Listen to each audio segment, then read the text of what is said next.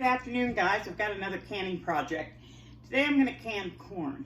I bought 6 dozen ears of fresh corn and I wanted to get it right in the can, get it all processed and canned. I've got about, 20 ears here that I'll tell you right now, the only way to freeze corn, in my opinion, you take it as is, put it directly in the freezer. I'm going to put about 20 ears back in the freezer to get us through the winter.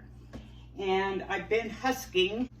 Over here are all the ears that I've already husked, and they're in varying sizes. A lot of sweet corn can be almost a foot long, so it depends on the variety. A lot of the farmers around here, the corn farmers, will usually put a few rows of sweet corn in with their field corn. Then they will sell it to the public, and I always buy from my local farmers. I can't raise sweet corn in the garden. I've tried. We have too many raccoons. We have too many other little critters that just come and eat it. So I'd rather support one of my local friends. So this is what I've got. I imagine most of you have husked corn, but you just peel it back. Try to get all the silks. This is the husk. These are the silks. And of course inside is the ear of corn. And then I just pop it off here. I've got a box right down here below me that I'm putting all the husks and the silks into. And for now I'm just stacking it. I'll be washing it all as soon as I'm done getting it all husked and ready to go.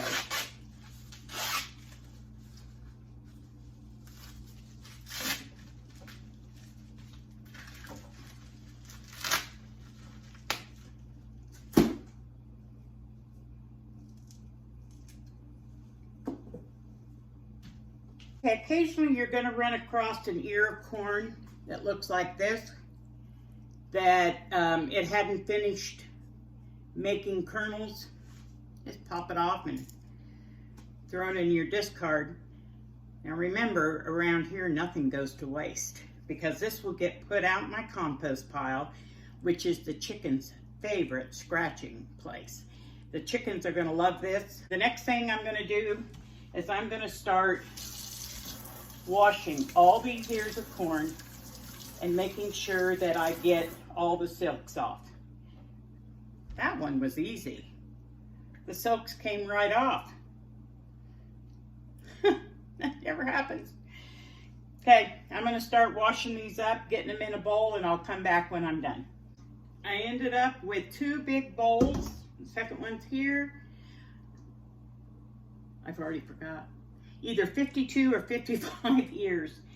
Now, as a general rule of thumb, they say 2 ears of corn is a pint.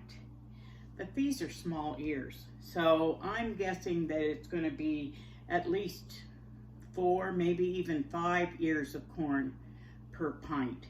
And I am going to can my corn in pint jars this year because it's just the 2 of us. And if I have company over, then I'll just use 2 pint jars. So let me get set up and we're going to start taking all this corn off the ear. Okay, now I got you set up where you can kind of see what I'm doing. I'm going to cut the kernels off of this ear of corn. I have tried every method out there. I have bought all these fancy, quick and easy ways to cut the kernels off the ear. But let me tell you, nothing beats a sharp knife and just cutting it off. You just got to be careful that you don't go in too deep and cut the cob. Sometimes I do, but I guess that's just what's going to happen. So I've got my 52 ears of corn here that I'm going to cut the kernels off. I've got a couple bowls setting aside that as this pan gets full, I'll dump it into those bowls. I don't know if I've ever told you this story. Back in 1985, I had 3 kids at the time. I had an 8-year-old, a 5-year-old, and a 7-month-old. My brother-in-law planted, in the middle of his field corn, he planted some sweet corn. And he told us to come out and pick whatever we wanted.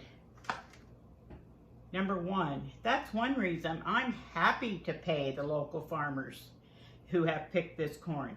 If you guys have never gone out in the middle of a field on the end of July over 100 degrees, you can't get any wind down there because most of those corn stalks are 8 to 10 feet tall. It's stickery, or it's not really a lot of stickers, but the leaves just kind of slice along on you. You're hot, you're sweaty. Yuck. I'm happy to pay anybody to go out. At that time, we picked an entire pickup bed full of corn. And I'm not talking about a Toyota pickup. I'm talking about a full-size pickup, and it was heaped. I have no idea how many hundreds of ears of corn we got. At that time, I just wanted to freeze it all. And I didn't know the trick about leaving it in the husk. I also, probably read it in my Betty Crocker book, I don't know, blanch the ears for 6 minutes.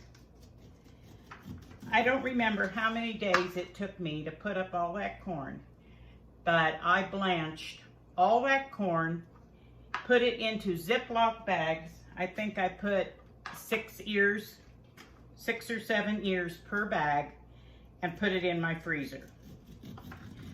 Well, lo and behold, my sister, whose husband is the one that had planted the corn, they went out and picked a pickup bed full, and she was going to put her corn up the same way I did. Well, guess who went into labor with her 3rd baby? Yep. So I offered to put up all of her corn for her. She also had 2 older children that were the same age as mine, and I imagine that those 2 older kids spent some of their time out here. Oh, I take that back. She had 3 older boys, and because they played so well with my kids, I'm sure they were out here. But let me tell you, I never wanted to see another ear of corn for a long time after I got all that put up. I was happy to do it. It made wonderful memories, something to talk about. The good news, our pickup bed of corn, I had help picking it all right, and I was happy for that. But when it came time to husk it and put it all up, I did it all myself. I imagine that our daughter, who was the oldest, was wonderful help with the baby. I'm sure that she helped with that. And our boy that was 5, he probably went with Daddy. But needless to say, I learned different ways of putting up corn after that. Okay, I'm gonna get all this corn cut off. I'll be back. Well, sorry guys. I just was watching and listening to YouTube videos, and I just kept working along. Next thing you know, I had my jars almost filled. But I ended up, this big bowl, got a little bit left, was probably over 3/4 full. And what I'd like to do is go ahead and fill my canner. I brought up my cinnamon girl, and that's the one that I can stack pints 2 layers deep. So I'm going to go ahead and husk some of them corn cobs that I was going to put in the freezer. I plan on getting more corn anyway here this week. So I just want to do this all. And again, I'm doing raw pack. So my jars have been washed and are clean, and I've got them filled with corn up to 1 inch from the top. And I'll be topping that off with boiling water.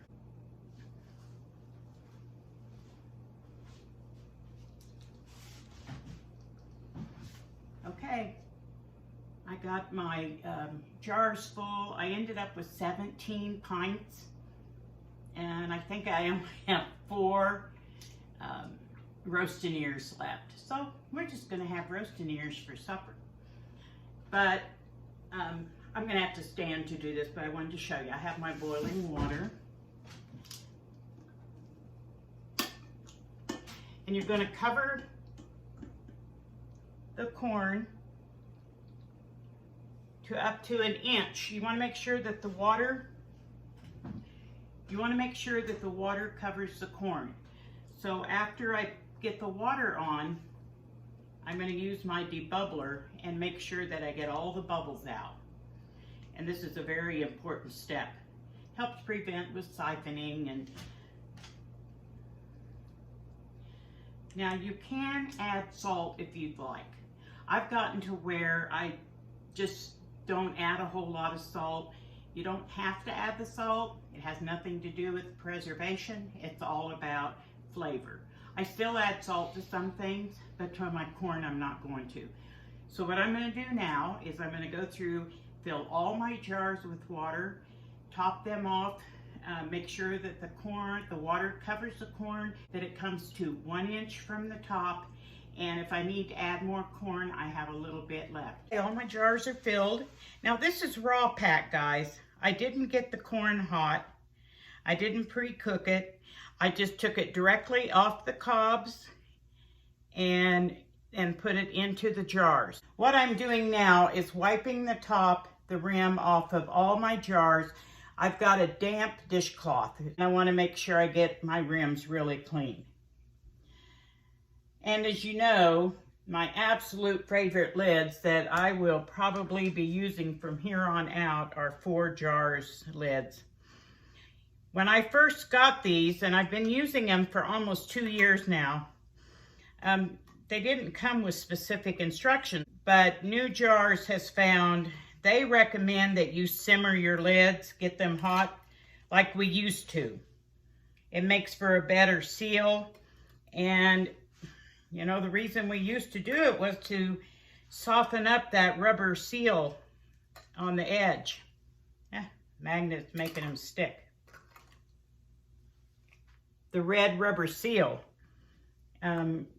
We used to always simmer our lids to get them, to soften that. So honestly, I'm glad that that's a recommendation. I'll finish those up, but I'm going to put my the ring on and tighten it finger tight. There we go. For some reason that one wanted to go. And then I'm going to put them, as I get the rings put on, I'm going to put them in the canner. Since this is not hot packed, I just filled my canner with hot water, but I hadn't turned the heat off. I don't want any temperature shock breaking my jars. I wanted to show you my canner. This is an All-American 925. I'm able to do 1 layer of quarts or 2 layers of pints in this. This is the second, I believe it's the second to the biggest All-American that they make. No matter what kind of canning you're doing, pressure canning, steam canning, water bath canning, you always put a rack in the bottom of the pan. You never put your jars directly on. Now I've got 2 layers that I'm gonna do. So I've got another rack. It will go right there, and I'll now stack my jars on top of that rack. The heat turned on high. I've got all my jars in here. Here's my lid. With an All-American, there's no rubber gasket. It's metal on metal. So I've got a little bit of olive oil on this piece of paper towel. I go around the rim, and then you go around the rim of the lid.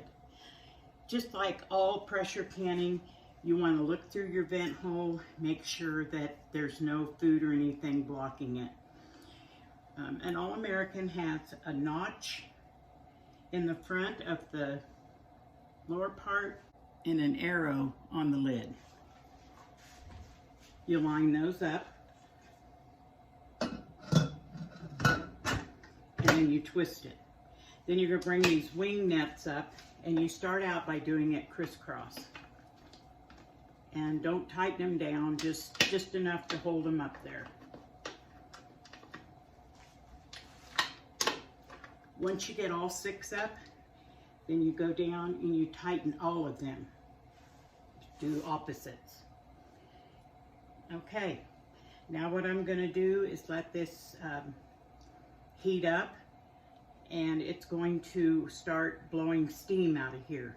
Once you get a steady stream of steam, you time that for 10 minutes. The idea behind letting that vent out is you want to get all the air out so that it's going to build up enough steam and pressure to seal your jars. So I'm going to let this heat up. I'm going to wash my dishes, clean up this mess, then I'll come back when it starts to steam. Oh my goodness, I'm so sorry. What I did, I got busy cleaning the kitchen, and then we sat down and ate supper.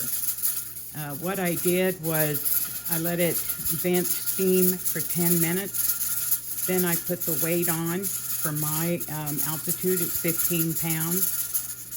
And once it came to pressure by that wiggling, and the gauge needs to be for at least 12 for my altitude, then I started timing. And let me see. For corn, it's 55 minutes. I have 43 minutes left. Sorry, guys. It was just getting late. It's after 9 o'clock, and I needed to clean up and make supper. So I'll show you the finished product. Okay, it's the next morning. I actually had 1 jar break. I probably tightened the lid too tight. I'm not sure, or the ring. Anyway, I ended up with 16 pints of raw packed corn. And what I do is I remove the rings, which you really want to remove the rings for 2 reasons. Number 1, they could get rusted on there and ruin your product. But the most important is you could end up with a false seal, meaning that you think it's sealed because the ring is tight when in actuality it isn't, and you would end up with bacteria. So anyway, these are going to be labeled and put down in the pantry. Again, the link for the 10% off on the Forjars canning lids will be down below in the description. And if you use my code, Farmer's Wife, you'll get a 10% discount. Thanks, guys, and it's on to more canning.